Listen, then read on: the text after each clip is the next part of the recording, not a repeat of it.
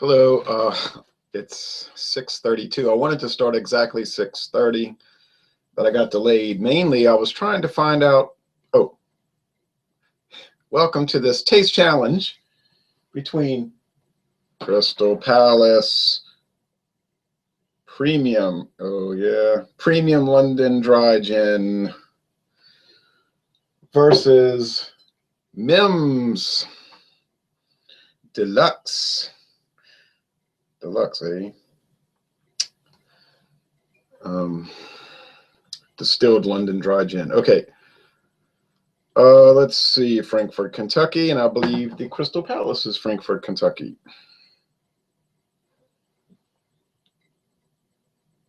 Oh,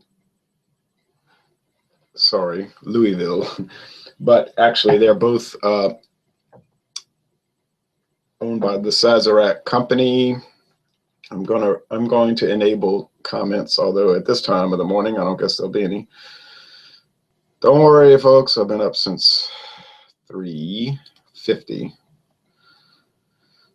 Okay. So,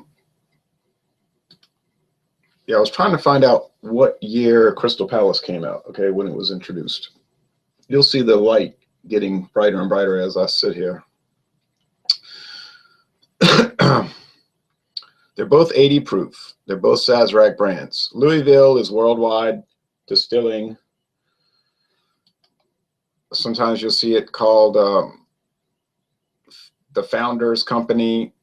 But anyway, it's the same thing. It's these alias brands, which the U.S. government allows. If you look on the Tax and Trade Bureau, they call they'll call it a fanciful name, or I think they call it a assumed name. That's what they call if you have like a Blue Moon Brewing Company, they call that an assumed name. But then on their paperwork, they have to list the actual company, so you could find out who owns it. That's why when those people filed those lawsuits saying, "Oh, I got damaged," that's a tort because I drank Blue Moon and I didn't realize it was produced by Coors, so that's a tort. I need a settlement. It was thrown out of court. It wasn't. The judge said you don't know trademark and copyright law because it's allowed to have an what they call an assumed name or a fanciful name. And their attitude is you could have just looked it up. It's online. Or you maybe perhaps could have called Blue Moon and asked them. They probably would have told you. It's not really that. It's not actually a secret. And in fact, if you look on the Blue Moon website, I believe you look at terms and conditions down there, it'll say Miller Core or something like that. So that's all, just a bunch of bull, when people do that. Okay, so back to this taste challenge. When I did the showdown between, and that was pretty unfair showdown. I did the showdown between Seagram's Distillers Reserve Gin, which is 94 proof, versus the Crystal Palace 80 proof. I mean, it was no contest. It was just too obvious. The Seagram's Distillers Reserve just killed it. What I mean, after all, Crystal Palace is $4.99 to $5.99 for this 750 milliliter bottle. The Seagram's Distillers Reserve Gin is $15 to $16. So, and it's, it's an above premium. Whereas this is what we would call a below premium, even though it says premium on the bottle. Anything says premium. Everything says premium. Because premium is not a word that means anything. It's a dictionary term. It's not a legal term. Same thing when someone tried to sue Tito's handmade vodka. That was a lawsuit. They said, "Oh, it's not handmade. It's made on an assembly line." But it was thrown out of court because the judge says, well, from what I read about the case, the judge said, well, that's a dictionary term. There's no legal term for handmade or handcrafted. And that may be the case for craft beer. I was looking at the Tax and Trade Bureau. I didn't see anything about craft beer. Now, anyway, which must be true. That's why the Brewers Association was able to just arbitrarily change the definition of craft beer over the years. You can only have this many barrels. You can't have adjuncts. Oh, well, this company's getting big and they're our friends. So, oh, well, you can have this many barrels. Well, this other company in Pennsylvania wants to be considered a craft beer. Okay, well, then you can have adjuncts. So it's totally arbitrary. So what is a craft beer? It's whatever you want to call it, apparently. What is a premium gin? It's whatever gin you choose to put the label premium on. All right, so I did the research. Let's see about the comments. Okay. Gabrielle says, hi. Hello, Gabrielle. Gabriel Silaya from Arizona. I was watching one of your videos when you came on live. Okay, good. Big B, good morning, Jay. Enjoying some breakfast while listening and watching. Good, and I hope you enjoy your breakfast. I had Pop-Tarts, Kellogg's. Unfrosted strawberry Pop-Tarts. Put them on a little too long in the toaster. They got a little burnt. But even if they had been perfectly done, I started to regret buying it. I just not a fan. I don't think I'll ever buy Pop-Tarts again. I honestly do not think I will do that. But I know other people that adore them. Okay, so I did some research and I found out that Crystal Palace was introduced. The trademark was obtained for this in 1934, December 1934. But they were saying it was a Pernod Ricard brand. But if you know anything about beer, wine, and liquor, these companies are forever trading brands with each other. They'll even trade facilities, breweries, distilleries, but they'll trade brands and recipes all the time. Just like Southern Comfort was acquired by Sazerac from Brown-Forman about 2 years ago, and they wanted to develop the brand. And so it's funny to me when I see beer people, because that's mainly what I follow. I see them saying, oh, I can't believe this company got bought out. I'm turning on them. I'll never buy their products again. And I'm thinking to myself, do you not understand the food and beverage industry, that this is extremely common practice? That this is not something new and it's not going to stop? Okay, I have this glass marked Mims. So put the Crystal Palace in the CP glass. Crystal Palace glass. Okay, not going to drink a lot. I have to do some things today, house cleaning, whatever. All right, so when I did the Crystal Palace review, and then I did the contest with the showdown with the Distilled Reserve, it wasn't that the Crystal Palace was, excuse me, necessarily horrible or bad. This damp weather here.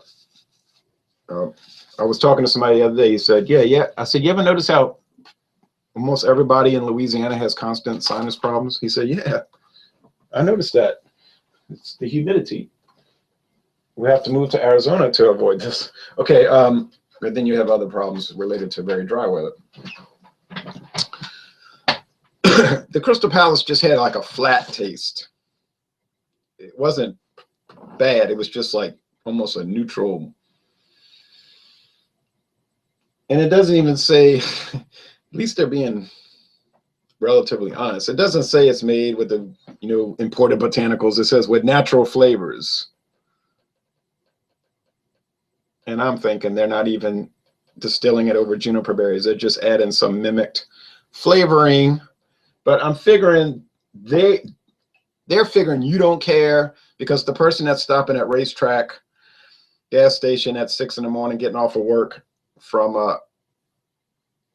let's say Motiva or Valero, they're buying the little 200 milliliter flask for $1.69, and they're not gonna sit there and analyze it. They're gonna sit there and drink it and mix it with some juice, probably orange juice or whatever, or some Sprite, which would be worse. Okay, Mims Deluxe Gin, introduced in 1957. This I know, I found out. And it's a little more expensive, like a little bit more, like $2 more a bottle. It's saying extra dry, distilled from grain. Worldwide importers, Frankfort, Kentucky. Well, that's actually Buffalo Trace Distillery. Same people that make Pappy Van Winkle, under contract with the Van Winkle family.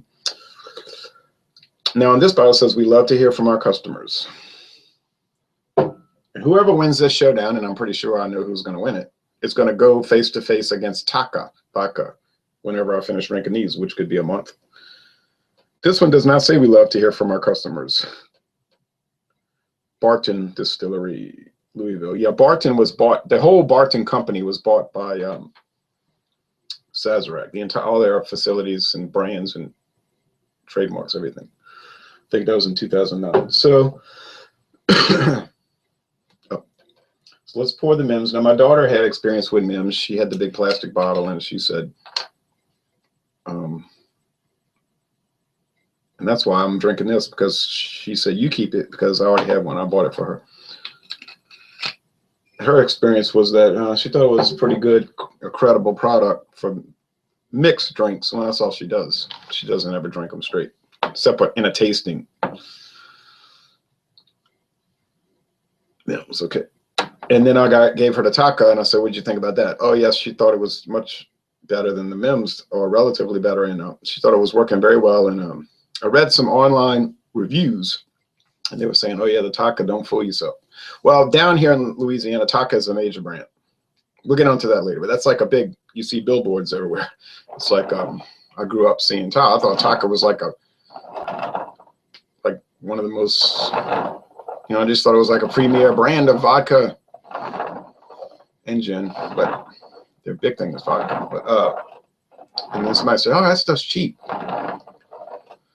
So it might be cheap, but there's billboards everywhere all over New Orleans, magazine advertisements, and my whole life grew up seeing Taka. At just what does it say? Their tagline: mix as well, just add people.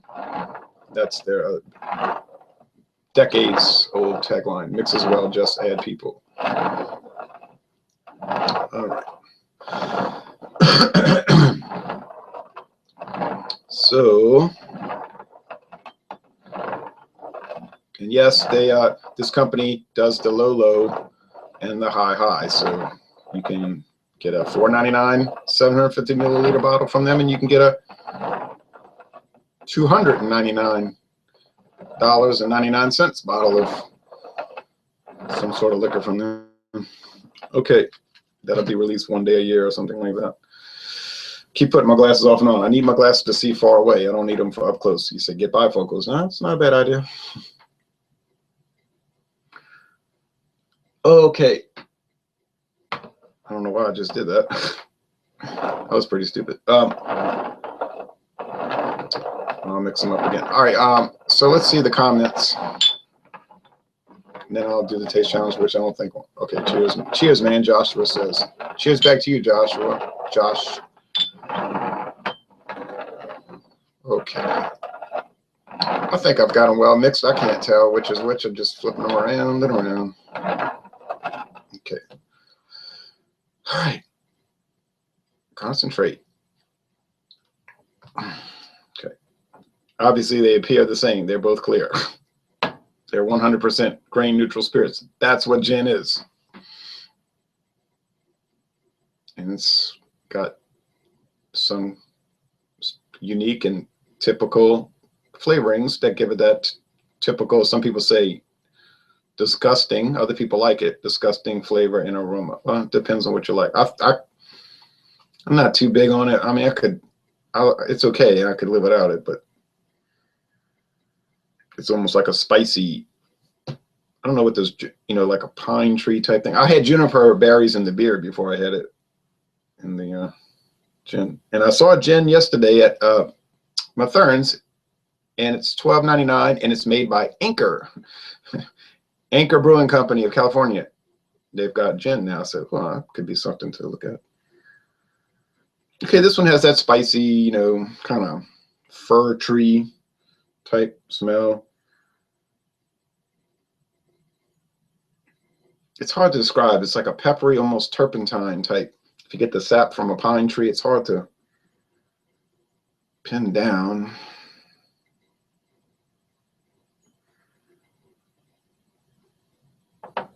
Let's see the other one here. Now you see this one is such a faint aroma. It's just like low level alcohol and low level spicy and pine tree and turpentine. It's just like a flat aroma. So already I think this is I think in my right hand is the Mims and the left hand is the Crystal Palace, but let's go with the taste. Don't worry, this will be the only liquor I will drink on this very day in the next 24 hours. And then tomorrow, I only plan to drink a little, maybe 5 ounces of Crabari Marsala. I'm trying to drink that down. And as far as beer, I'll space them out today, 4 in the whole day. So we're talking about 4 beers in a 24-hour period. Wow, so excessive. Yes, 12-ounce cans and bottles. I'm not cheating and using a quart can and calling it one beer. No, I don't do that. Now, a pint can, well, yeah, I would do that because it's not much different than 12, but I don't happen to have any pint cans that I plan to drink out of today. So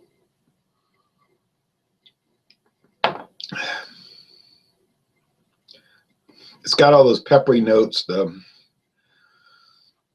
yeah, like a wintergreen type thing, you know. It's a little hard to take. I mean, you can just take a little sip. You know, gin is the kind of thing that it's really not made for neat, you know, drinking it straight.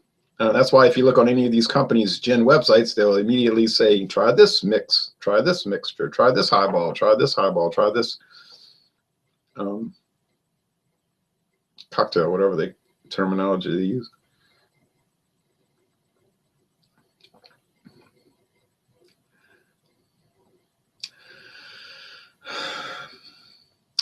The one on the left is more of a medicinal and flat taste. Not necessarily disgusting, but I think a lot of people would say it is. They could make a strong argument that it's disgusting. I wouldn't call it pleasant. It seems to be more glaring with beers, though. Like if you get a really low-end beer, it's just pronounced. It's like openly unpleasant, like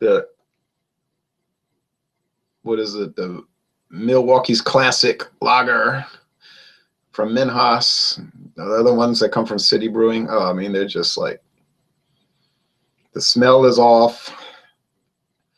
Or that Beer 30 Light, Beer 30 Ice. It's just immediately, it smells like turf, roof and tar and cheap grape drink. Not like Kool-Aid grape flavored drink. It'd be like Surefine or Best Choice. And the flavor is just garish in its horribleness. Whereas this is just like unpleasant. You know what I mean? Just like, yeah, it's pretty unpleasant, but it's not horribly unpleasant. But a lot of people would tolerate because they're cheap enough to, they just want the alcohol content. They're too cheap to pay for quality. So they just drink that. Or they're having a party and they know some of these guzzlers are going to show up and they just want to drink all their good stuff. So they're like, oh, no, you wouldn't bring it to my party. You know, you wouldn't bring a really good one. You wouldn't bring like that Tanqueray Reserve. That's like the up-priced Tanqueray. That's like 30% more expensive. Now, you're going to bring Crystal Palace to my party if you had to bring the alcohol. So that's what you're getting, Crystal Palace. And then the people going to the party drinking for free might make a comment like, oh, Crystal Palace. But, you know, they're going to drink it.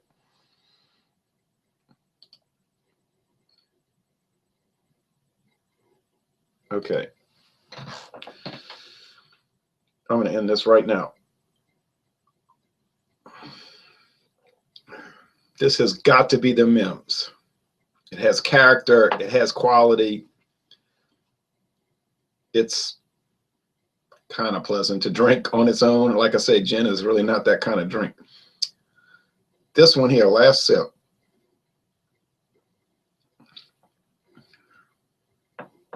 Yeah, it's sort of that gum, you know, that chewing gum, that mint, wintergreen chewing gum type artificial everything taste. Kind of get you in your teeth and you just kind of chatter your teeth. If you drink a lot of that, you know it's coming back up. And I don't even mean you're at the inebriation point, the intoxicated point. It's just going to come back up because it's just your stomach's going to say, no, no, no. Now this one, your stomach might say, well, it's your call. Do what you want. But of course, in my case, this is all I'm going to do. So let's get to the contest. So I'm saying this is Mims. Now, if I'm wrong, I'll eat my words, but I think this is Mims. Obviously, so M. And this is Crystal Palace. I'll say one thing: the Crystal Palace does have a distinct flavor. It's a fairly unpleasant flavor, but it's memorable. Like you can remember that flat, characterless, sort of unpalatable presentation. People might say that's bathtub gin. That's what they call it. That's the street level gin. I would not necessarily argue that point. That's probably because that's the cheapest one they have around here. And by the way, around here, it's everywhere. It's in all the stores. No, not Walmart. Walmart might have told them, get that, don't bring that garbage into this store. We have some standards, but then I noticed they got Caliber, which is the Walmart brand. Caliber whiskey, bourbon, gin, rum.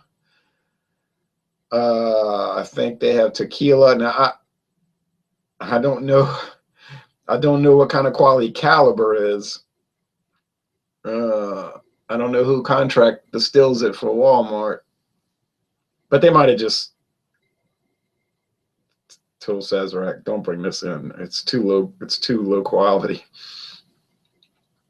But at all the other stores, it's there. Well, many of the other stores, especially the convenience stores, Racetrack,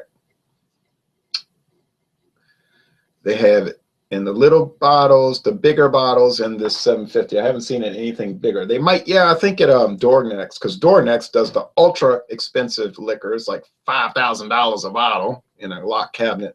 And then they have stuff like, this Crystal Palace or Fleischmann's gin in a big old plastic handle, 1.5 liter.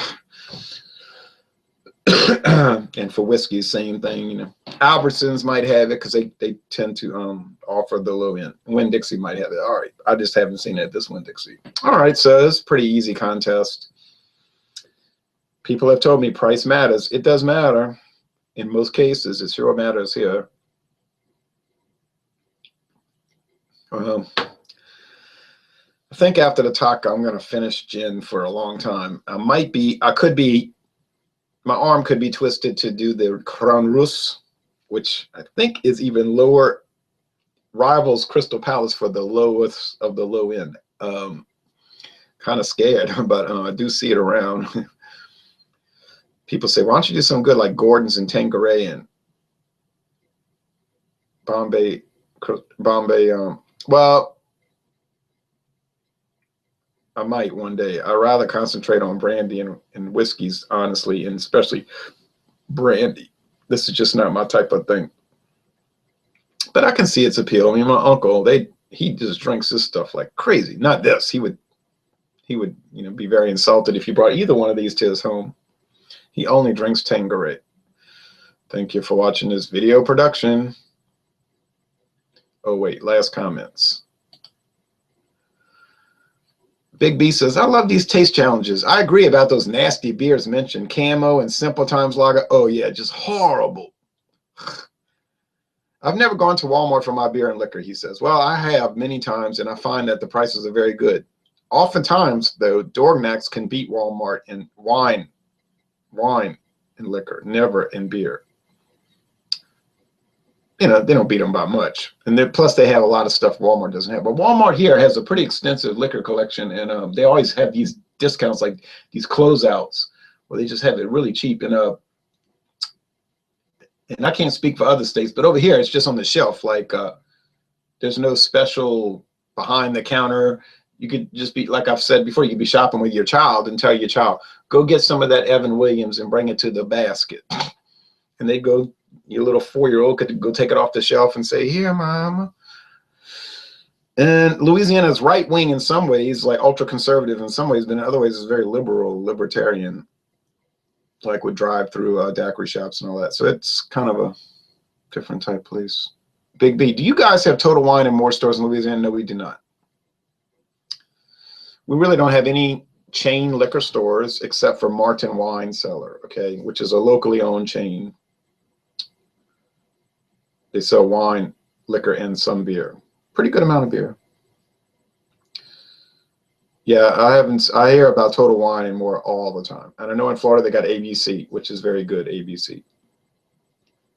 But we don't really have true liquor stores of any sort in Louisiana because all stores can sell liquor, wine, and beer. Okay, so any gas station, Shell gas station, or any store, Walmart, Kmart, you know, Walgreens, CVS pharmacy, or whatever, they all sell an array of wine, beer, and liquor. So there's no liquor stores on their own could not make it. They cannot. They tried to open one here in this town. It failed. They cannot make it because there's no incentive for people to go there. Why would they make a special trip to a liquor store and buy the same exact thing at Walmart or Winn-Dixie, and it's probably cheaper? So that just doesn't happen in this state. Now, in other states where they have liquor stores, they usually have laws against selling alcohol in grocery stores. And then if the liquor stores have a guild that is very strong lobbyist in the state legislature to keep wine and beer and liquor out of gas stations and grocery stores. And they say it's a public safety issue, which is ridiculous. It's not a public safety issue. It's a monopolistic issue. They don't want competition. So like, you know, Maryland as an example, you cannot go to a regular store and buy liquor. You got to wait till what, 10 o'clock in the morning for the beer stores to open. So they don't want competition. They're in an association and they have set prices and all of that, and they want the consumer to get hosed. And I mean, if the legislature in Maryland let Walmart start selling this, those places would go under. And you know, over here, I mean, at 6 a.m., Walmart starts selling beer or wine or liquor. So you can go to Walmart 6 a.m. in the morning and buy whatever you want. No problem. 7 days a week. In other parts of Louisiana, we're in the Latin American part of Louisiana, the Franco-American section, and some Iberian American. But in the more Anglo-American Protestant parts of Louisiana, they do have stronger restrictions, parish by parish. We don't have counties, we have parishes. And in some of those, you know, on Sunday, they can't sell liquor until 10, what am I saying? They can't sell beer, wine, or liquor until 1 in the afternoon on Sunday because that's the old blue laws. They want people in church and that kind of thing. And you can't sell it so many yards from a church or those kind of things. And we used to have blue laws in this parish too. The old Catholic blue laws, like they were not allowed to sell any kind of hardware on Sundays, like a door latch, because then you could go home and use that to do work. And so you were not allowed to do work on Sunday. It was a day of rest, according to the church. So in this town, well, all over southern Louisiana and northern too, probably, even the Protestant, you couldn't buy any kind of items on a Sunday that would entail manual work, you know, work. Like of course you couldn't buy, you still can't buy cars, automobiles, but that's nothing to do with that so much. It's just that they want those people to have a day off of work. So it's a state law. Cannot sell a car on a Sunday.